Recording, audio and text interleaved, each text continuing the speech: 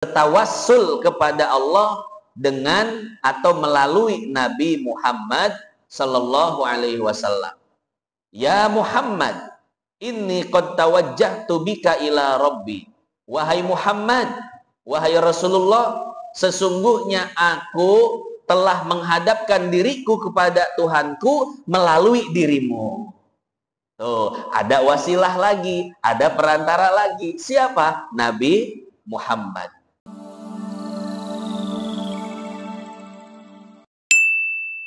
Hadirin jamaah yang dimuliakan Allah, pada kesempatan kali ini kajiannya adalah kajian tematik.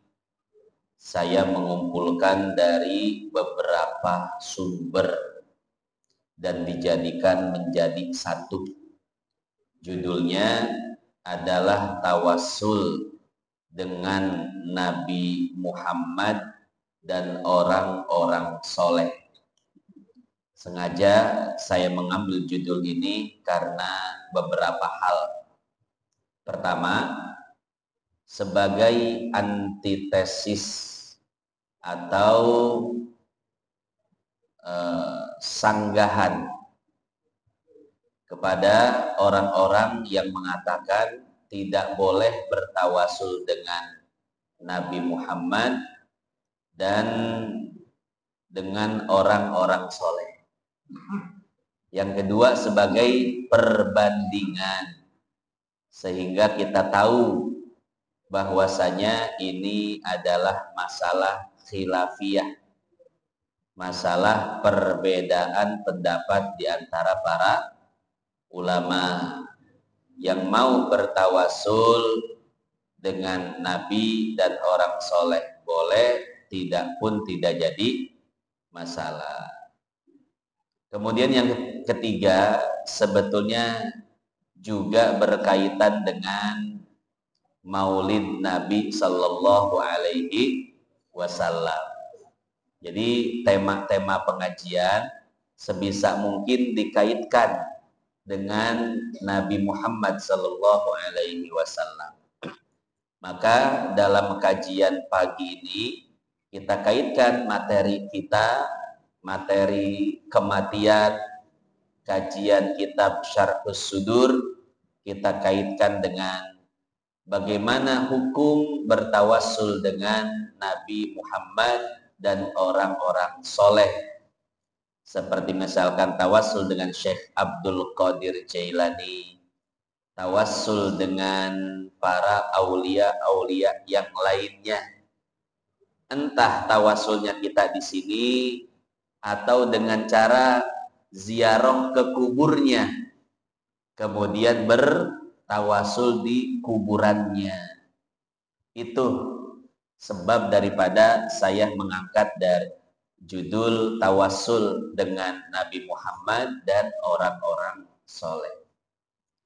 Hadirin jamaah yang dimuliakan Allah, sebelum membahas hukum-hukumnya dan hadis-hadisnya, sedikit saya sampaikan dulu definisi tawassul. Kira-kira tawassul itu apa? Meminta kepada kuburan orang soleh yang telah wafat itu, atau meminta kepada Nabi, atau maknanya tawassul itu hanya sekedar menjadikan Nabi dan orang soleh perantara antara kita dengan Allah, agar Allah mengabulkan hajat-hajat kita. Ini perlu dipertegas dan perlu dijelaskan, Pak. Karena jangan sampai kita sudah membahas hukum tawasul, berlarut-larut dalam tawasul, tapi tidak mengerti definisinya, tidak tahu pengertiannya.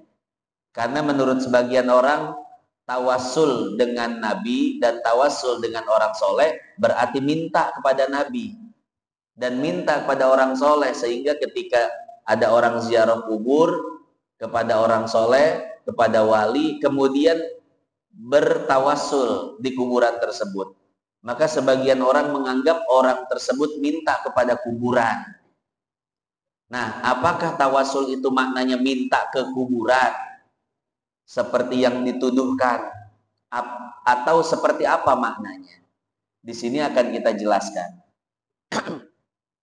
Pertama, Al-Imam Ar-Raghib Al-Isfihani di dalam kitabnya Al-Mufradat fi Gharibil Quran,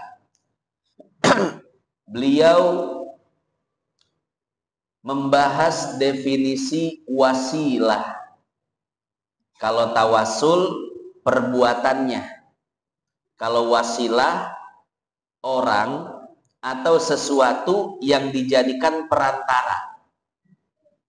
Apa definisi wasilah? Beliau mengatakan al-wasilatu, yang namanya wasilah atau yang perbuatannya disebut tawasul, ma yutaqarrabu bihi ilal ghairi, adalah sesuatu yang digunakan untuk mendekatkan diri kepada pihak lain. Contoh, kita ingin mengajukan proposal kepada lurah, sementara kita tidak terlalu kenal dengan lurah. Potensinya proposal kita ditolak, betul ya? Nah, bagaimana agar proposal kita ini diterima oleh lurah, ditandatangani sehingga turun dana sesuai dengan keinginan kita? Maka caranya adalah dengan mencari wasilah, mencari orang yang dekat dengan lurah, mencari orang yang sudah dikenal oleh lurah, orang yang ketika meminta maka lurah tidak akan menolak permintaannya.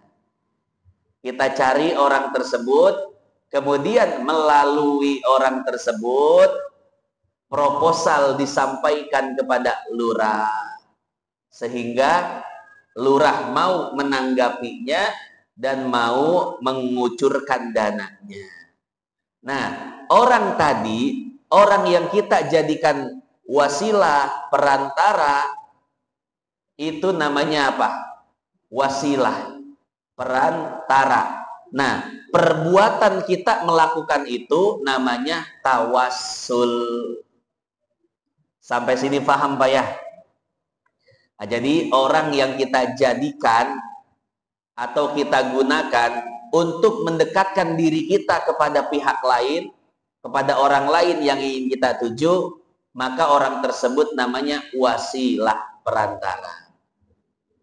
Yang kedua, Al-Imam Ibnu Athir di dalam kitabnya An-Nihayah fi Gharibil Athar, beliau mengatakan at-tawassulu ilallahi ta'ala, bertawassul kepada Allah, bi amalin solihin, dengan amal soleh, au birojulin solihin, atau dengan orang soleh. Jadi tawassul itu boleh dengan dua wasilahnya Pak. Pertama dengan wasilah orang amal soleh, yang kedua dengan wasilah orang soleh. Apa pengertiannya? Huwa an yaj'ala dzalika wasilatan ila bulughi hajatihi, yaitu menjadikan hal tersebut, artinya menjadikan amal soleh atau menjadikan orang soleh sebagai perantara untuk mencapai hajat-hajatnya kepada Allah. Hubungan kita sama Allah mungkin jauh Pak, karena kita masih banyak maksiat, masih kurang ibadah. Akhirnya kita bertawassul entah dengan amal soleh, seperti misalkan kita sedekah atau puasa. Setelah itu kita katakan pada Allah, ya Allah, melalui puasa yang saya lakukan atau melalui sedekah yang saya berikan, maka aku meminta kepadamu agar engkau mengabulkan hajat-hajatku. Itu namanya bertawassul kepada Allah dengan amal soleh. Yang kedua, bertawassul kepada Allah dengan orang soleh. Kita mengatakan, ya Allah, dengan kemuliaan nabimu Nabi Muhammad, maka kabulkanlah hajat-hajatku. Atau dengan kemuliaan orang soleh ini, kita sebutkan misalkan Syekh Abdul Qadir Jailani. Atau kalau yang paling dekat misalkan di kita, Kiai Haji Nur Ali. Atau orang soleh yang lainnya yang kita jadikan sebagai wasilah. Maka kabulkanlah ya Allah seluruh hajat-hajatku, bukan karenaku tapi karena kedekatanmu dengan orang soleh tersebut. Itu namanya wasilah dengan orang soleh. Berarti bertawasul dengan orang soleh, mintanya kepada orang soleh tersebut atau kepada Allah, Pak? Pada Allah.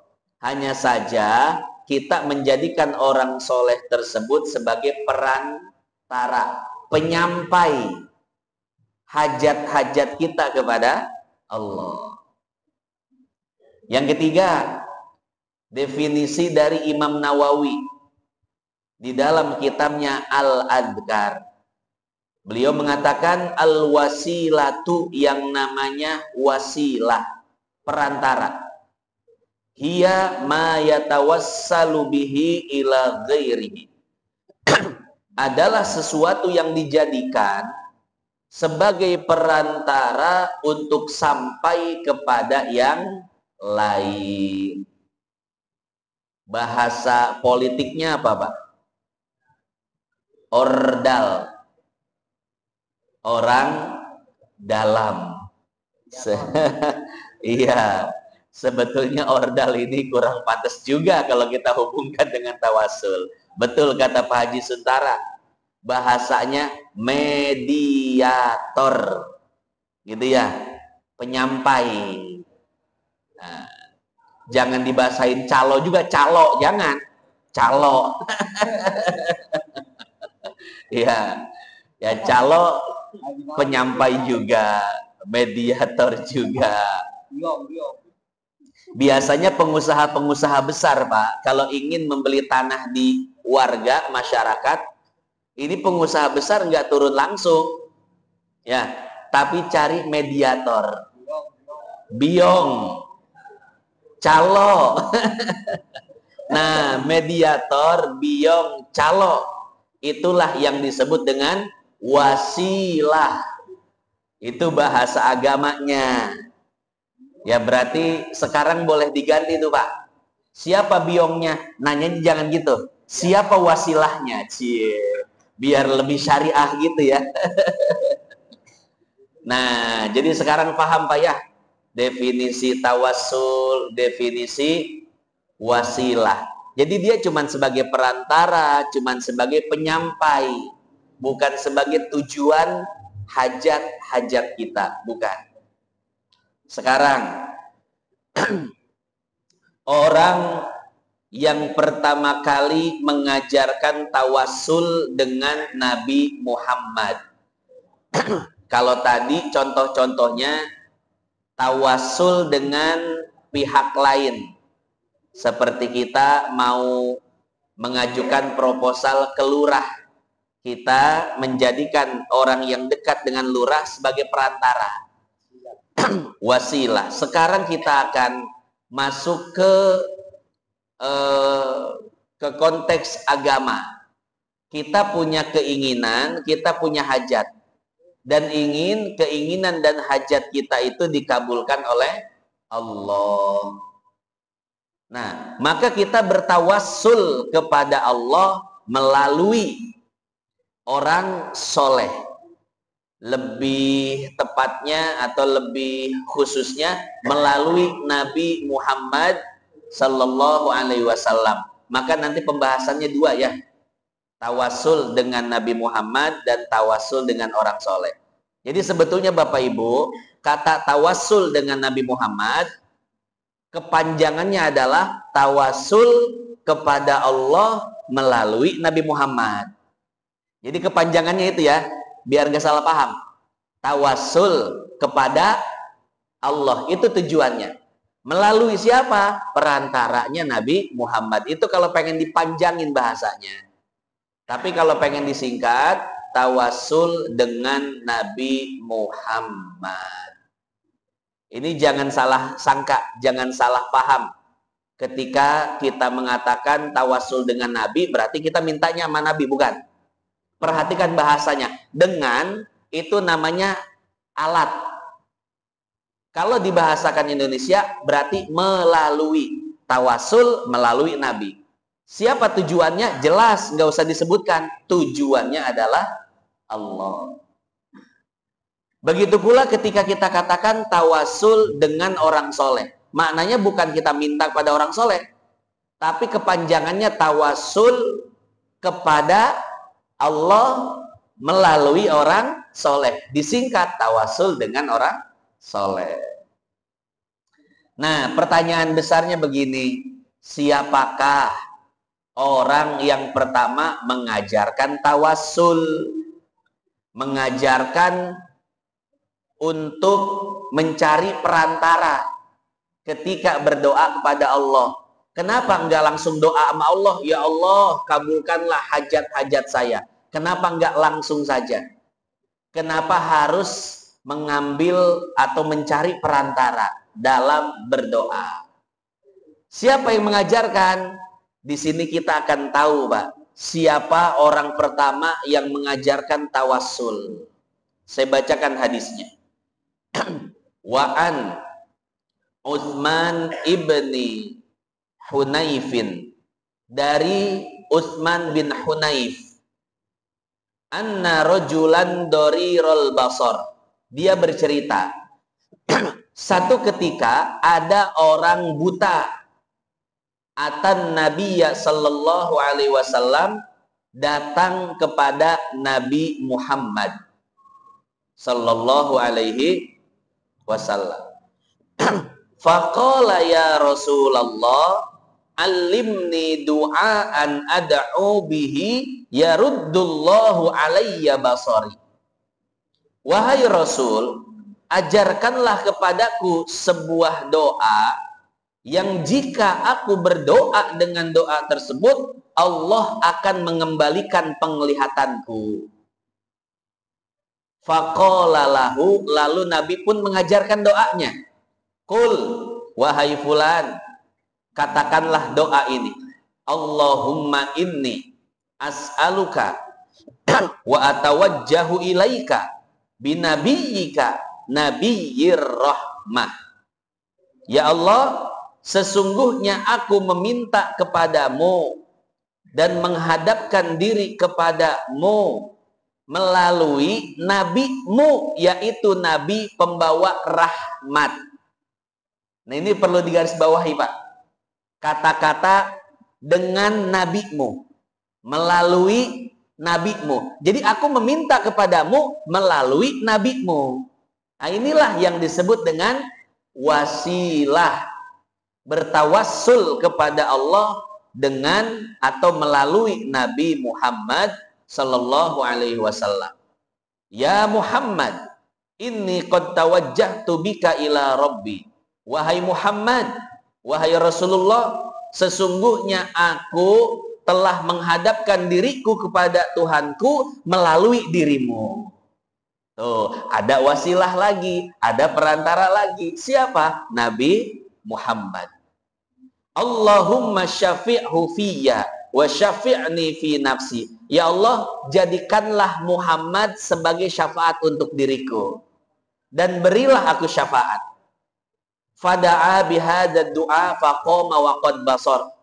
Setelah orang buta ini berdoa dengan doa tawassul yang diajarkan oleh Nabi, maka orang tersebut pun kembali dapat melihat, langsung sembuh ketika itu juga. Titik sampai situ hadisnya. Jadi orang yang pertama kali mengajarkan tawassul siapa, Pak? Nabi sendiri, ya. Jadi Nabi langsung yang mengajarkan tawassul kepada orang buta yang datang kepadanya. Dan cerita ini disampaikan oleh Utsman bin Hunaif. Sekarang pertanyaan kedua. Tadi kan bunyi hadisnya, kisahnya. Siapa yang meriwayatkannya? Saya bacakan. Yang meriwayatkan hadis ini adalah Rawahul Hakimu fil Mustadrak. Diriwayatkan oleh Imam Hakim di dalam kitabnya Al-Mustadrak. Jadi kitab Mustadrak itu kumpulan hadis-hadis sahih yang belum sempat ditulis oleh Bukhari dan Muslim. Makanya Imam Hakim ketika mencantumkan hadisnya di Mustadrak, beliau selalu mengatakan hadis ini sahih sesuai syarat Bukhari dan syarat Muslim, atau syarat salah satu keduanya. Selain diriwayatkan oleh Imam Hakim, hadis ini pun diriwayatkan oleh Imam Tirmizi di dalam sunannya. Apa status hadis ini? Coba kita perhatikan perkataan Imam Hakim. Imam Hakim berkata di dalam Al-Mustadrak, hadzal hadisu sahihun ala syartil Bukhari. Ini hadis statusnya hadis sahih. Apa bahasa Indonesianya hadis sahih? Yaitu informasi yang valid. Ini informasi sudah divalidasi, sudah diverifikasi, sudah diteliti bahwasanya informasi ini valid. Bahasa ilmu hadisnya, hadis ini hadis sahih. Berdasarkan syarat-syarat sahihnya Imam Bukhari. Jadi status hadis ini sahih.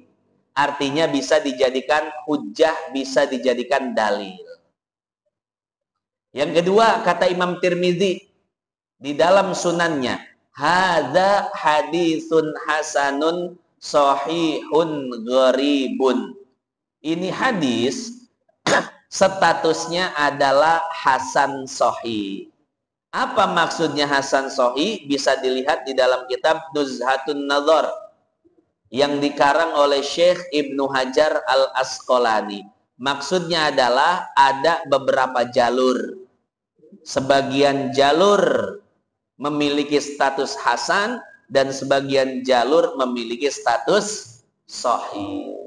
La na'rifuhu illa min hadzal wajhi min hadisi Abi Ja'far wa huwa al-Khatsami. Titik. Itu hadis yang pertama, Pak, yang menjelaskan bahwa orang yang pertama kali mengajarkan tawasul adalah baginda Nabi Muhammad sallallahu alaihi wasallam. Nah sekarang, apakah boleh bertawasul dengan Rasulullah setelah beliau wafat? Tadi kan orang buta datang kepada Nabi, bertawasul dengan Nabi saat Nabi masih hidup, betul Pak ya? Nah sekarang pertanyaannya, Nabi sudah wafat, apakah boleh bertawasul dengan Nabi Muhammad sementara beliau sudah wafat? Saya bacakan hadisnya. Warawa Ibnu Abi Syaibah, diriwayatkan oleh Al-Imam Ibnu Abi Syaibah bi isnadin sahihin, dengan sanad yang sahih, min riwayati Abi Shalihin As-Samman, dari riwayat Abi Shalih As-Samman, an Malik Ad-Dari, dari seseorang yang bernama Malik Ad-Dari. Siapakah Malik Ad-Dari? Wa kana khazina Umar. Beliau adalah bendahara di zaman kekuasaan Khalifah Umar bin Khattab. Malik Ad-Dari bercerita, qala asoban nas qahtun fi zamani Umar. Di zaman Umar telah terjadi musim kemarau yang panjang, musim paceklik, susah air, susah makanan. Faja'a rajulun ila qabrin Nabi sallallahu alaihi wasallam. Kemudian ada seseorang yang datang ke kuburan Nabi Sallallahu Alaihi Wasallam. Siapakah orang tersebut? Para pensyarah hadis mengatakan bahwa orang tersebut namanya Bilal bin Haris. Nah, Bilal bin Haris ini datang ke kuburan Nabi.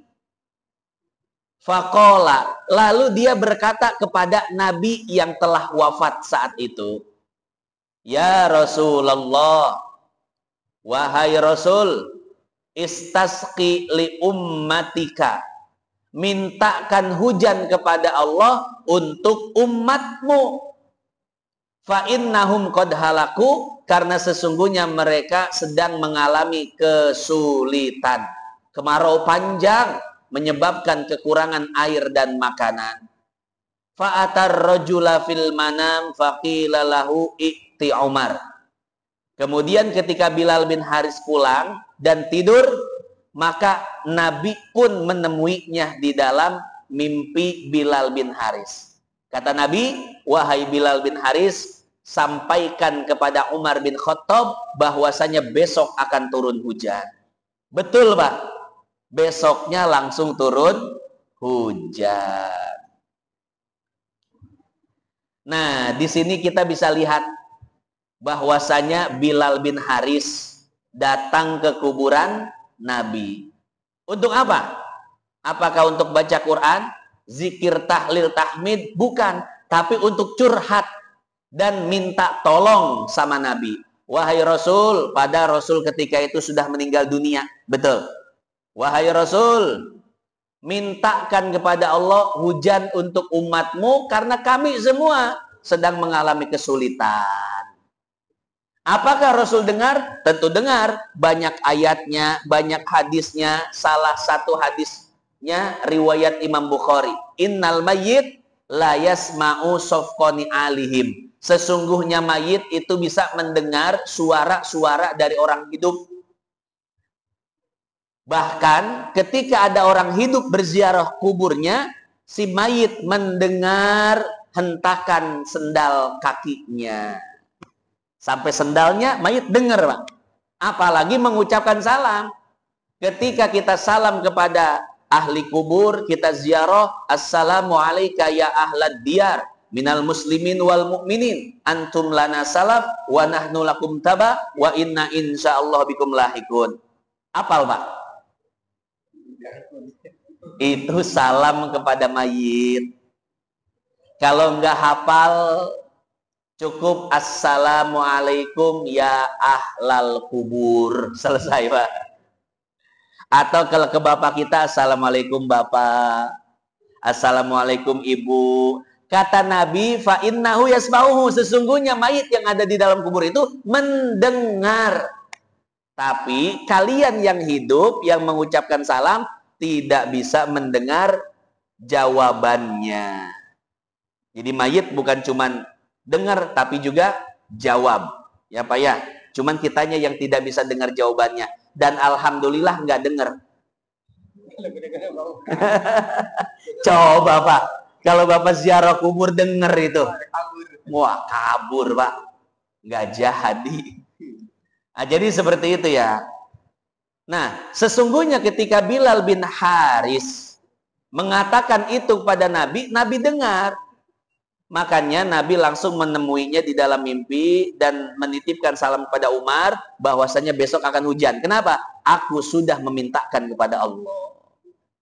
Tuh. Nah, ini menjadi dalil bahwa boleh bertawassul dengan Nabi Shallallahu Alaihi Wasallam walaupun beliau telah meninggal dunia.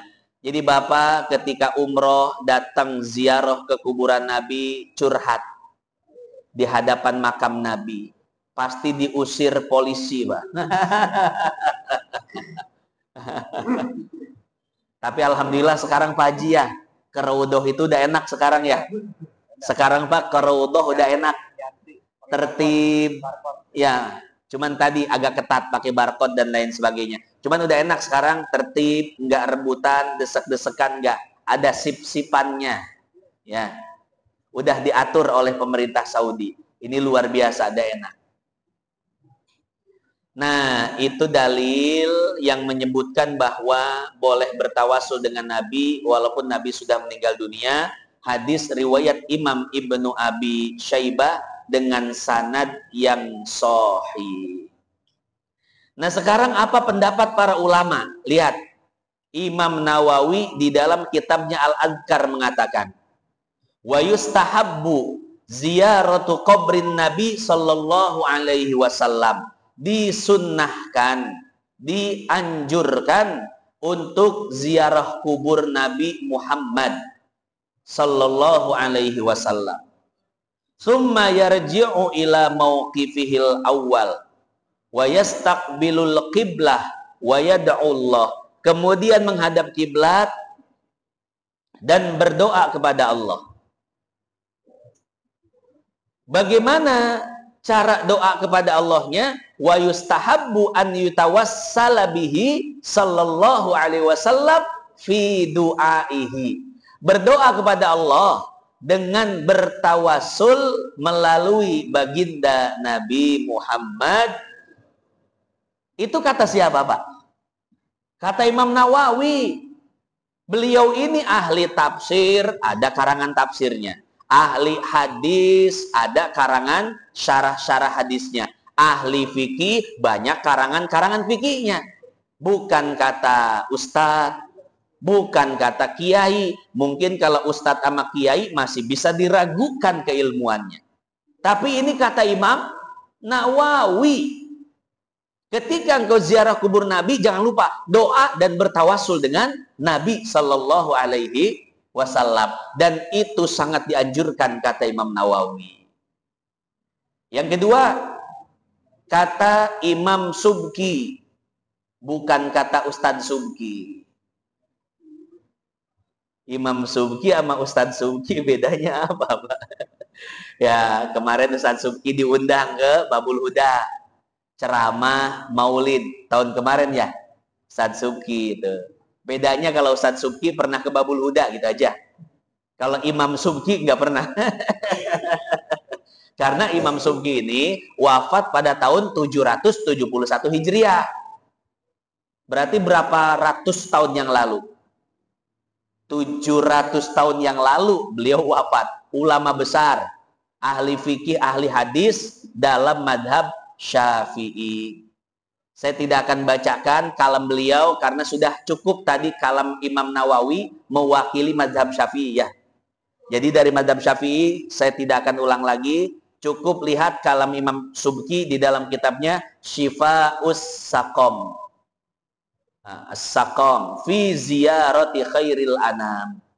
Itu lihat kitab beliau yang judulnya seperti tadi. Itu beliau membahas tentang tawassul kepada Nabi. Berikutnya dari ulama mazhab Hambali. Siapa? Imam Ibnu Qudamah Al-Maqdisi. Wafat 620 Hijriyah. Berarti berapa ratus tahun yang lalu, Pak? Kalau 620 Hijriyah. 800-an tahun yang lalu.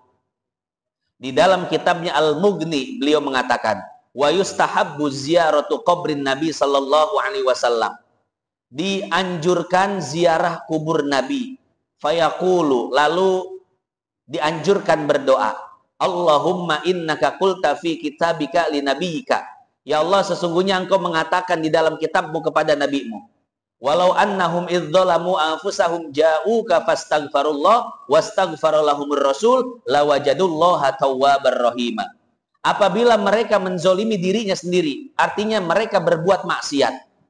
Kemudian mereka, orang-orang yang berbuat maksiat itu datang kepada Nabi, mereka meminta ampun kepada Allah, dan Nabi pun memintakan ampun kepada mereka. Niscaya mereka akan mendapati Allah sebagai entitas, sebagai wujud yang maha penerima taubat dan maha penyayang. Artinya apa? Artinya Imam Ibnu Qudamah menganjurkan doa dan bertawassul kepada Nabi di dalam doa tersebut. Wa qad ataituka mustaghfiran min dzunubi mustashfi'an bika ila rabbi. Tuh, lihat. Mustashfi'an bika ila rabbi, bertawassul kepada Allah melalui baginda Nabi besar Muhammad sallallahu alaihi wasallam yang sudah wafat. Yang keempat, Imam Suyuti. Oh, ini Syafi'i lagi, berarti nggak usah saya sebutin. Intinya Imam Suyuti mengatakan bahwa bertawassul dengan Nabi setelah beliau wafat dianjurkan, bahkan beliau mengajarkan doanya dan menyebutkan sanad hadisnya dengan sanad yang sahih. Kemudian Imam Al-Aini, ulama Hanafi, di dalam Umdatul Qari, syarah daripada Sahih Bukhari, apa kata beliau? Jawazut tawassuli bihi sallallahu alaihi wasallam fi hayatihi wa ba'da wafatihi. Kata Imam Aini, seorang ulama Hanafi, beliau mengatakan bahwa boleh bertawassul dengan Nabi sallallahu alaihi wasallam baik saat beliau masih hidup atau beliau sudah wafat. Titik sampai situ, Pak. Ini baru membahas tentang tawasul dengan Nabi. Belum tawasul dengan orang soleh. Nah, tapi karena waktunya sudah habis, maka kita cukupkan sampai sini saja. Berarti baru tawasul dengan Nabi. Insya Allah, tawasul dengan orang soleh akan kita bahas pada kesempatan berikutnya. Boleh tidak kita ziarah ke makam wali Songo misalkan, atau ke wali-wali yang lainnya, asal jangan ke wali band aja. Wali band, tahu wali band, Pak? Bapak-bapak, ibu-ibu, siapa yang punya anak? Wali band kalau itu ya, tawasul wali band itu. Ya, ke para wali, kepada orang soleh kita ziarah kuburnya, kemudian kita berdoa di depan kuburnya. Boleh nggak? Termasuk syirik atau tidak? Sebagaimana yang dituduhkan oleh orang-orang. Ya, nanti akan kita bahas tentang hukumnya ziarah kubur orang soleh dengan niat bertawassul melalui orang soleh tersebut agar hajat-hajat diterima oleh Allah. Kemudian juga kita akan jelaskan batasan-batasannya agar jangan sampai tawassul dengan orang soleh walaupun boleh, tapi ternyata caranya salah. Artinya jangan sampai salah kaprah. Insya Allah itu semua akan kita jelaskan pada kesempatan berikutnya.